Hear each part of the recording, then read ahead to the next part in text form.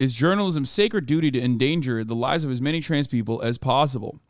The task of reporting is not a simple one. Each and every day, reporters and editors of publications like The Onion make difficult decisions about which issues should receive attention, knowing that our coverage will influence not only how people think, but also how they act.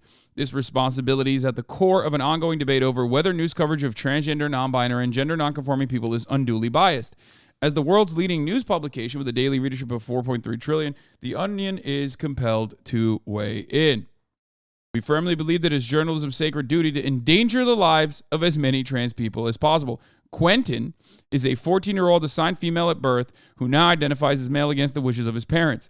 His transition was supported by one of his unmarried teachers who is not a virgin. He stole his parents' car and drove to the hospital where a doctor immediately began performing top surgery on him. Afterwards, driving home drunk from the hospital, Quentin became suicidally depressed. He wonders now, homeless and ridden with gonorrhea, if transitioning was a mistake.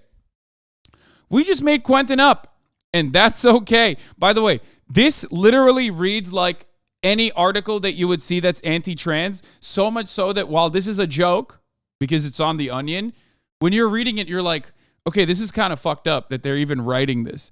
Because, like, that's literally what these fucking articles are always about. They'll be like, out of the thousands of trans people that have successfully transitioned and are very happy, we went and found a detransitioner who, like, you know, had a bad time. So we're just going to only talk about that person as though it is reflexive, as though it's, the entirety of the population. We just made Quentin up, and that's okay. It doesn't mean stories like his aren't potentially happening everywhere constantly. Good journalism is about finding these stories, even when they don't exist. It's about asking the tough questions and ignoring the answers you don't like, then offering misleading evidence in service of preordained editorial conclusions. In our case, endangering trans people is the lodestar that shapes our coverage. Frankly, if our work isn't putting trans people further at risk of trauma and violence, we consider it a failure. We stand behind our recent obsessed seeming torrent of articles and essays on trans people, which we believe faithfully depict their lived experiences as weird and gross. We remain dedicated to finding the angles that best frame the basic rights of gender nonconforming as up for debate, and we will use these same angles over and over again in hopes that this repetition makes them suffer. As journalists, it is our obligation to entertain any and all pseudoscience that gives bigotry an intellectual veneer. We must be diligent in laundering our vitriol through the posture of journalistic inquiry, and we must be allowed to fixate on the genitals. This is satire. Yes, this is The Onion making fun of the New York Times and, like, what the New York Times' approach has been to, like, covering trans issues. The best part about this is, like, New York Times does this, and then they'll be like, what do you mean? We're just being objective. If anything, we're too pro-trans. It's against free speech to stop us from fixating on the genitals.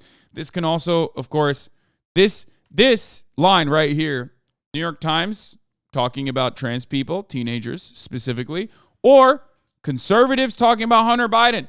It's like at the heart of every reactionary movement is the penis and the vagina, okay? What you need to understand is, like, conservatives have made it their goal to know what is going on in everyone's pants, okay? They just have to know. They're like, literally, they're like, penis inspection day, let's make that a reality. Think I'm joking? They tried to push that in Ohio.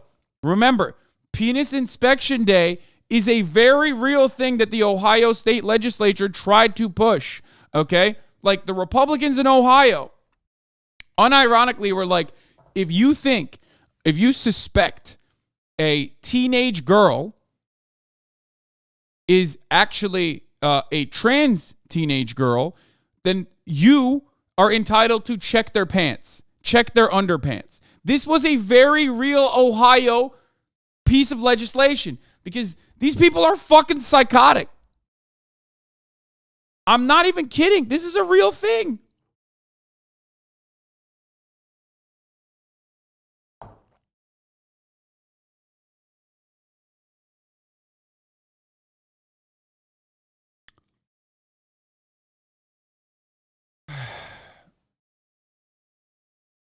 Not even slightly pedophilic law? Yeah, just completely pedophilic. Exactly. Not even slightly. Anyway, much of the recent debate concerns medical procedures, particularly in children, and whether things like hormone replacement therapy or gender-affirming surgeries are safe and appropriate. Indeed, there are critical questions to be asked about the social complexities of gender, as well as medical ethics in a profit-driven healthcare system.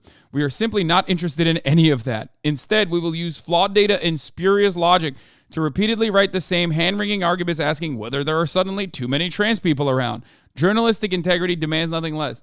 That's my favorite that's my favorite intellectual curiosity argument is always like, so what's up? Are there like too many trans people now? What's going on with that? It's like, dude, you're not writing like an intelligent you're not writing an article that is like intellectually curious. You're just basically trying to, intellectualize your bigotry. What's up? What's the deal? What's going on? What do you mean too many? What the fuck does that mean? What's it to you, you fucking idiot? Mind your own goddamn business.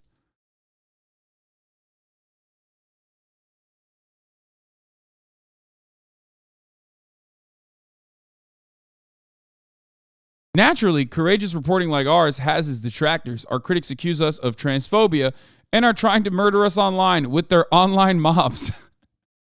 They want to destroy our right to free speech and have us arrested by all the police. What gives? Why would you want to arrest us? When it's those deviant trans people you ought to be arresting instead. Do you know what the science says about trans people getting arrested, huh? What if we could find data saying trans people should be more likely to get arrested? What will our detractors say then? They'll be silent. As well, they should be, and free speech will survive one more day. For more evidence of our time-honored journalistic commitment to endangering lives, please see our previous coverage of gay people, immigrants, black people, and women. Institutions with massive platforms like ours must be open to different ways of endangering the trans community. That might mean using the framework of medical care as a boogeyman to imply that trans people are engaged in something sinister. That might mean turning isolated instances of detransitioning into sweeping generalizations about children being groomed. That might mean identifying the worst prejudices that transgender people face and encouraging our readers to adopt them.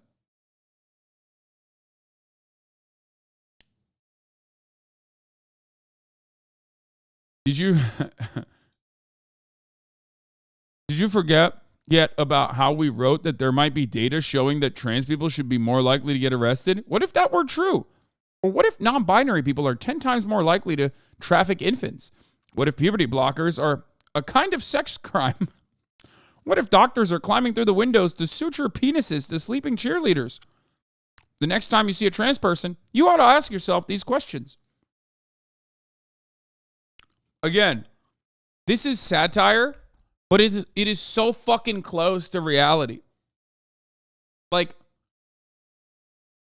the way that they fucking cover trans issues literally is like obsessive and from a position of like either sheer disgust or the most positive coverage still is usually like, well, they're doing something weird over there and I don't really understand it and therefore it should be illegal. You know what I mean? What's going on?